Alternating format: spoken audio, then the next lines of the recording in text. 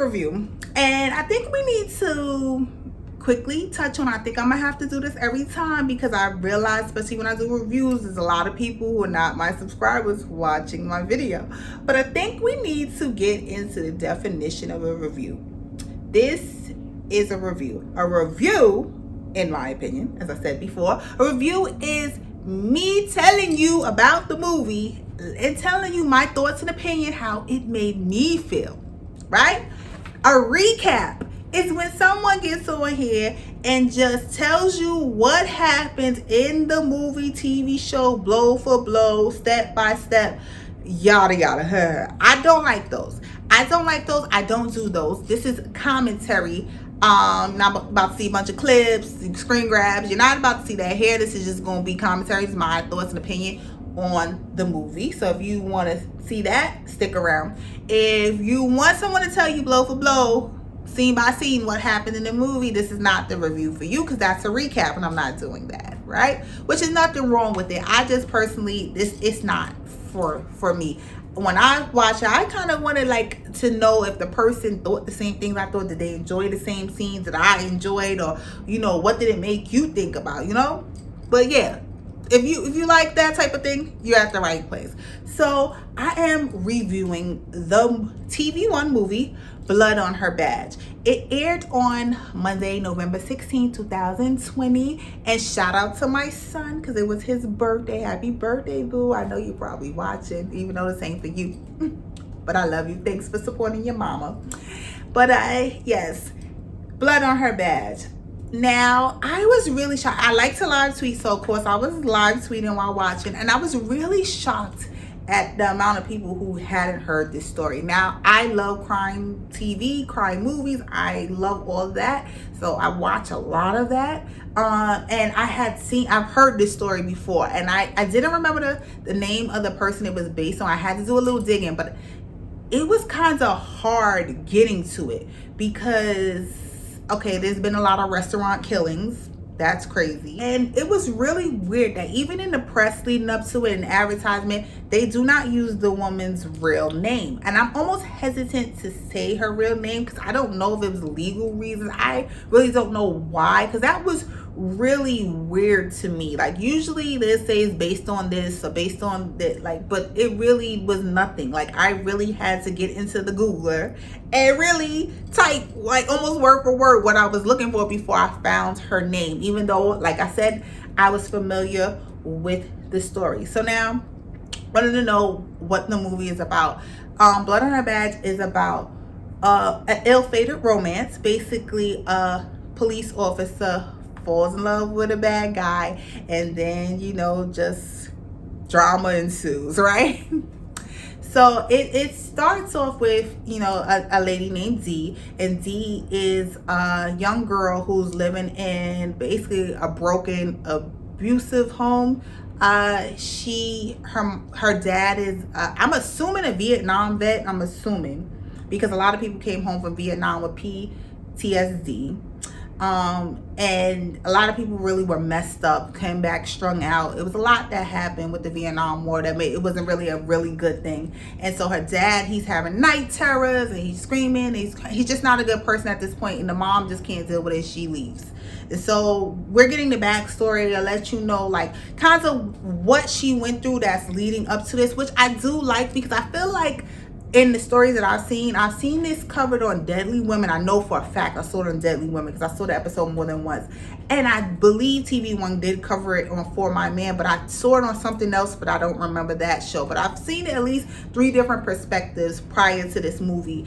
And you don't really get her backstory. It's really touched on, and then it's like, all right, now, but this is what happened. So we see Dee living at home with her dad, Joanna Man. Joanna Man wilding out in this movie. I don't know why they got Joanna Man wilding like this, because Joanna Man was nice, always nice and silly and just a playboy, but now he's abusive, he's a drunk, and he has some mental disorder himself. So that is one thing I did see in the press. They were talking about mental illness and really just taking care of mental illness. That's one of the takeaways they want you to have when you're watching this film, is just acknowledging mental illness and really taking care of it.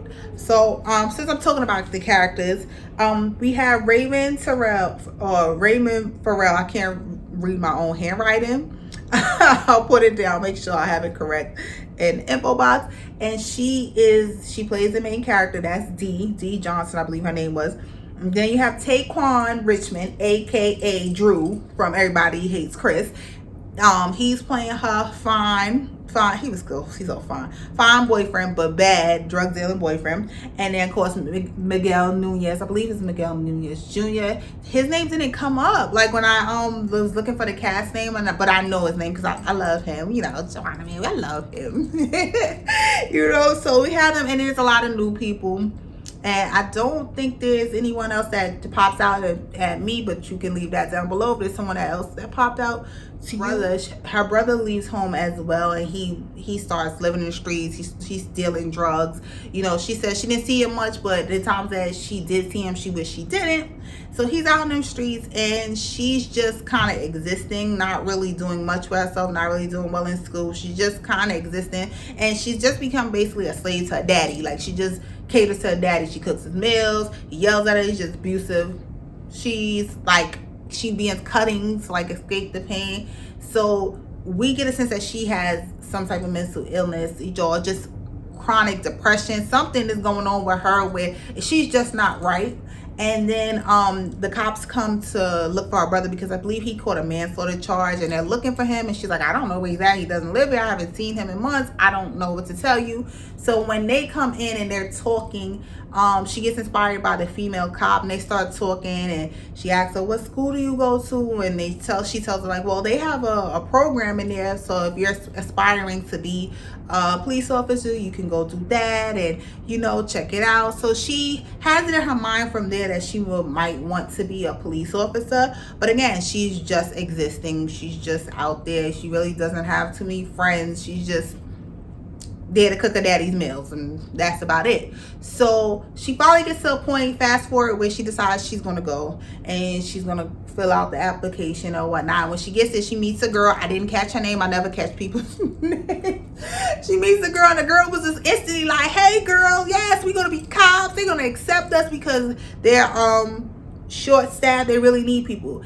And she lives in the area. That was one of the things that's like, okay, if you live in the area, then that's one of the prerequisites to be a police officer. But it's the problem.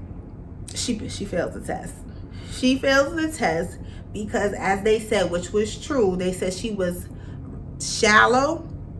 She was shallow in something else, like, and that was true. They really said that about her. So they denied her application. Now, what they don't tell you is that she failed it twice. I think she passed it on the third time. Now, I don't know if that really happened, but the friend gave her advice on how to pass the test, but she actually failed it twice.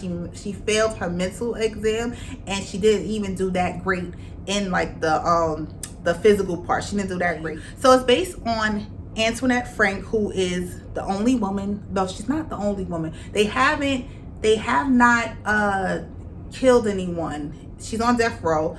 And they haven't killed anyone in her state. She's probably like one of two women that's on death row in her state, and they haven't killed another woman since 1942. So it's kind of been dragging out. This happened 25 years ago, and it's dragging out because it's kind of like sticky with, is the death penalty lawful or is it not? Whether, you know, they should go ahead with it. So she's been biding her time, because usually once you get a death sentence, it's like 15 years max usually, and then it's like, all right, let's do this. So 25 years she's been on death row, and her accomplice actually got his sentence commuted to life, which is another sticky subject, because I'm going to tell you something that they didn't tell you.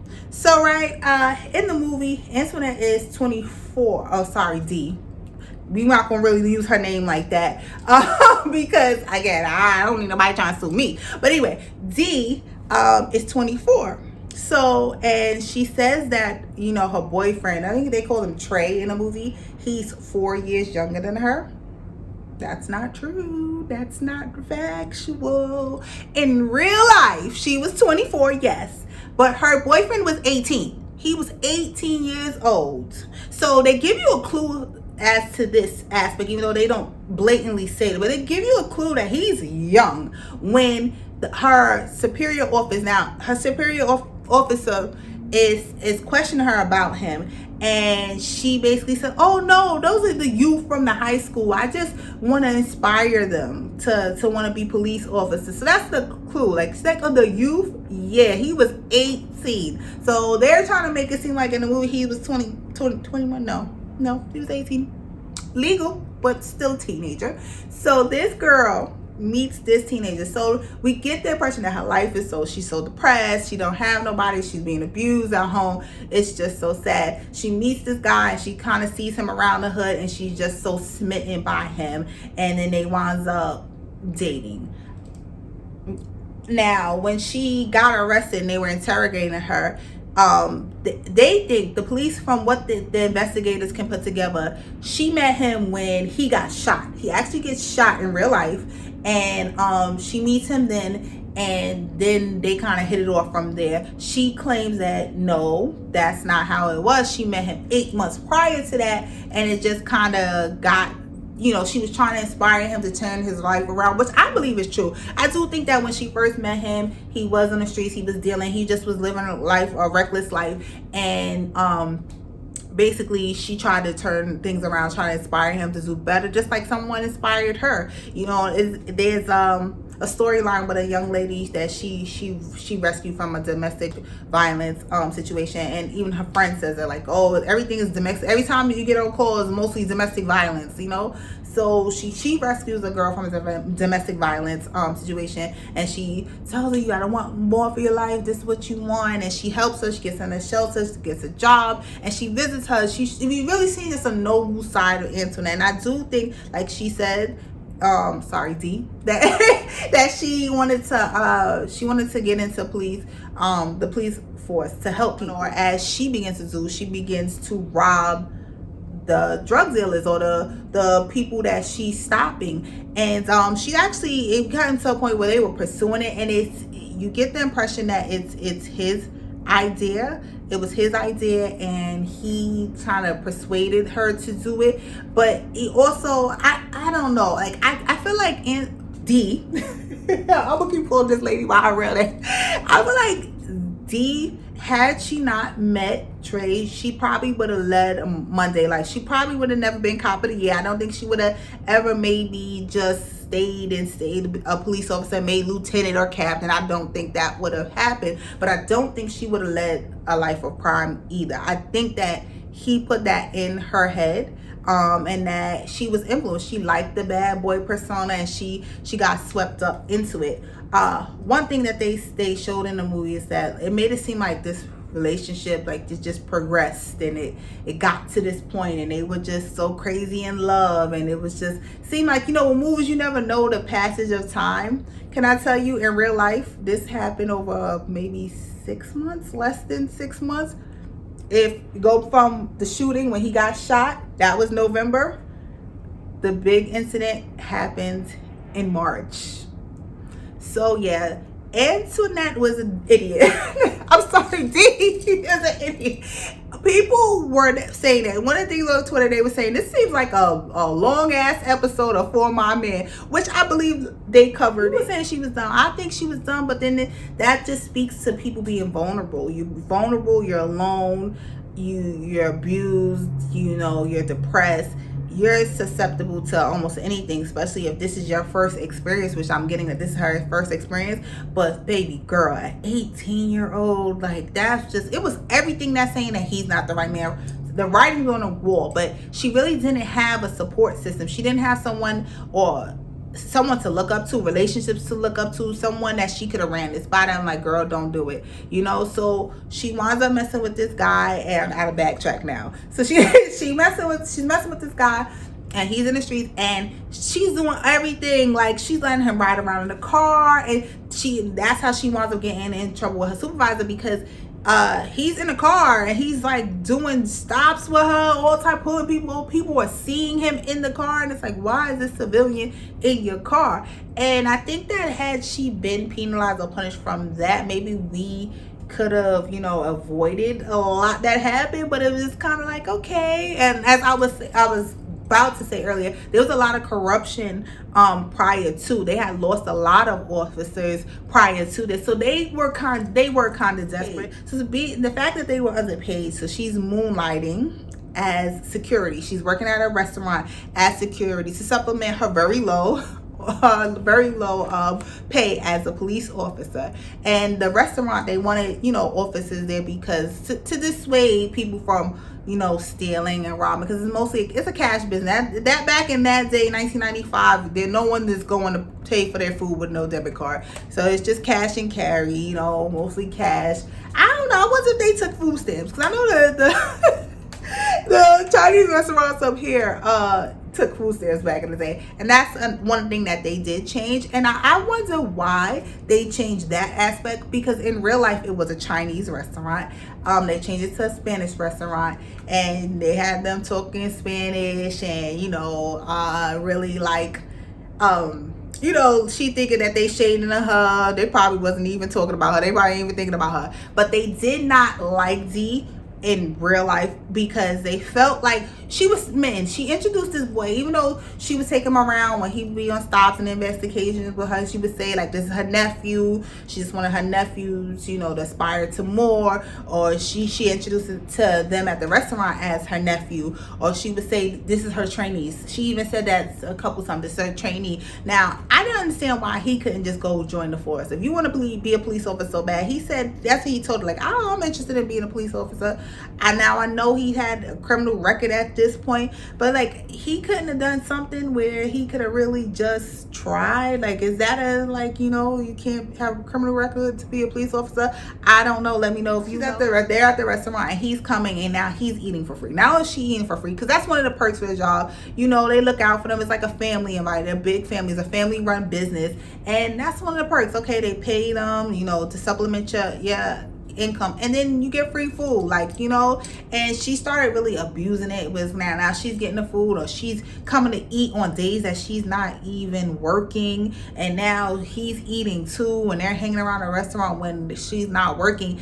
And they also had another cop. It was her and another cop from her precinct who were moonlighting, a white man who was a father. He's married with a father. I can't remember how many children he had, which was one thing that I would have liked to see. So maybe I missed it in the credits, but I would like them to have at least dedicated it to the victims or mentioned the victims. Again, I don't know all the legalities where why they didn't really talk about the actual people, but yeah, I would have liked to have seen, rest in peace or dedicated to the victims of this massacre. Now, what I wanted to say, well, it's not really a massacre, I'm dragging it a bit, but one thing that they did with the movies, building their suspense, was that they tried to play down the restaurant. I don't think the restaurant was a main, focus of the movie. We saw more of the relationship. We saw more of her home life. At one point, I gotta say, the daddy went missing. The abusive daddy went missing. We see Antoinette do a police report. I don't know if that happened in real life. If she reported him missing. I hope she did. But he goes missing. And a lot of people was like, where's the daddy? Where's the daddy? Is the daddy dead? Is the daddy dead? And I'm just like, yeah, like, I didn't want to ruin it as I'm live tweeting, because when I realized that a lot of people really didn't know the story, I didn't want to like ruin it in the comments. But I'm just like, oh my gosh, y'all asking a lot of questions. Watch the movie. But yeah, they downplayed the restaurant so that we didn't really know that that's what's coming. I tweeted at one point, wait till y'all see what they do. So a couple people kind of figured out what was going to happen, but for the most part, people didn't really get that this was what was going to happen. That sis was he put it in her head that she should rob. Like, he kind of gassed her up because she was frustrated because the other cop was getting more shifts than her. But the other cop was getting more shifts. One, probably because he was a man, and people were feeling like, that they would be more intimidated by the guy. And then he was doing his job. He took it and he was being professional. He stood by the door. He ate there too, but that wasn't his priority. His priority was to making sure that they were safe. And they probably had a better rapport, so they were giving him more shifts than they were giving her. Sis, you wouldn't have been so pressed about how much money you were making if you weren't blowing all your money on old dude. And that was one thing that they were saying in the comments, like, couldn't be me. She said she liked taking care of him. Like, couldn't be me. Any habit is going to be expensive, even if your habit is a man. So she wasn't spending all her money trying to keep this guy out of the life of crime and just spoiling him, maybe she wouldn't have been as pressed for more shifts. But again, she's mentally ill. She's damaged. She's damaged goods. So she's not seeing things logically, and she allows him to kind of gas her up, and they start making this plan of robbing the restaurant. But it kind of seems like they go in and you already know what it is, whether they discussed it or not, because they're not wearing masks. They come in, they're not wearing any masks. There's no they didn't try to like disguise themselves. She actually in real life steals a key to get to the restaurant. She comes, it's her day off again. Yeah, in the restaurant is day off. She had come to the restaurant already 2 times that day, and now they didn't have a good feeling about it when she was coming back her 3rd time, and they was like kind of like locked the door, but she had the key. So she comes in, he comes in, and it's supposed to be a robbery. Just give me the money, just give me the money. Now how does she plan on getting away with this? And you worked here, they know you, they know where you live, and if it was just supposed to be a robbery, how were you going to get away with it? Did you think they weren't going to tell, or was it the plan from the beginning that y'all was going to go in there and murk everybody? That just had to be the plan. So that's what they attempt to do. Well, of course, it's a big family, so people hid in different places. Some people hid in the freezer. She's in the movie, the boyfriend comes in and kills the cop immediately, and you know, rest in peace to him. His real name is Ronnie in real life, Ronald. Rest in peace to him, because he left behind a family. And then they wind up shooting and killing some of the family. There was 2 more family members, a brother and a sister, I believe, that they killed in real life. Again, this took place in March. They supposedly met in November, which makes it even more crazy, even more, makes this crime even more heinous, to the point where it's like, y'all, like, did y'all even know y'all was gonna like each other past a year, a couple years? Y'all out here murdering together for what? For a little bit of money? So now when they saw her coming, one of the family members hid the money in the microwave. So they're looking for the money, you can't find the money. Finally, one of them tells them, like, just take it, it's in the microwave, just take it. So they wind up fleeing. I believe in real life she did have like a radio on, so she knew like somebody had got out and called the police. So the police were on their way, so they left. She drops them off, she stashed the money, and she gets cleaned up, and she comes back because she in her mind, she has to establish an alibi. Like, she has to see, like, it's either, it was, I may be mixing this part, it was either she was trying to get back to murder the rest of the witnesses before the cops got there, or she was just trying to, like, she just was so out of her mind, she thought she just really was gonna get away. I think that's really what it was, because once you know the cops were in pursuit, they were on their way, like, how were you gonna get in there and shoot everybody else up before they got there? Like, I think she really just was feeling herself and really didn't think that they were going to tell, or didn't know how many people actually did survive or was witness it, because they actually saw from the freezer what happened. So when she gets there, they say she did it. She's like, no, I'm a cop. Like, how does she think saying I'm a cop is going to keep her out of jail? Like, she must not know about all the other cops that's sitting in federal prison right now who was corrupt before her ass, and she didn't know, but she thought, I'm a cop. So they arrested her, and they went and they eventually found the little boyfriend and arrested him too, which his name was Roger. They go and they get interrogated, and she tried to like say like, no, this is not, no, it wasn't like this. She tried.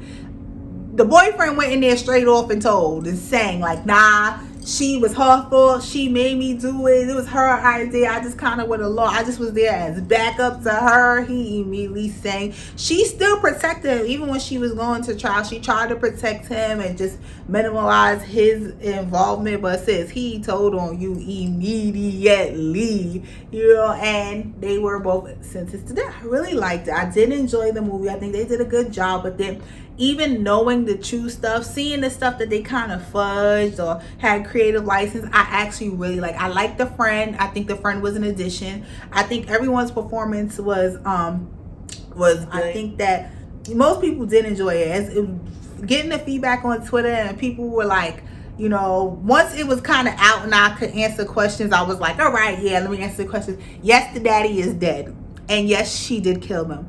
They imply it. She says something in the movie at like towards the end, like they found a skull. They found a skull underneath the house, and if that is him, all I gotta say is, I'm not saying that is him, but all I gotta say is, if it is him, he deserved it.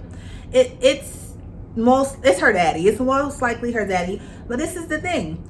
They didn't investigate it, and they're not willing to prosecute her for that crime because she's already on death row. It's like, you know, and it's kind of sad because it's like, again, I feel like the government is letting this man down. It's like, all right, you didn't take care of, you didn't help him once he was home. No one sought to help and treat him for his PTSD or any mental illness or any addiction or anything he's coming back with. No one is seeking to help him with that. And now he's been murdered by his daughter. Most likely, they found the skull unburied underneath the house, the skeleton. They found the rest of the skeleton as well, buried underneath the house with a bullet in his head.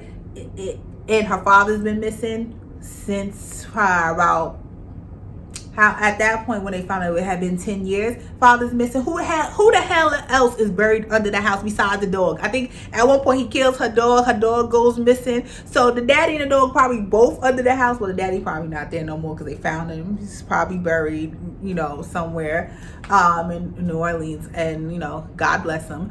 But yeah, like he buried under the house, and y'all not willing to do a DNA. Y'all not willing to do anything because it's like, well, she's already on death row. So I feel like they failed that man. He deserves to, you know, conclusion, like to finality, to say conclusively that this is him.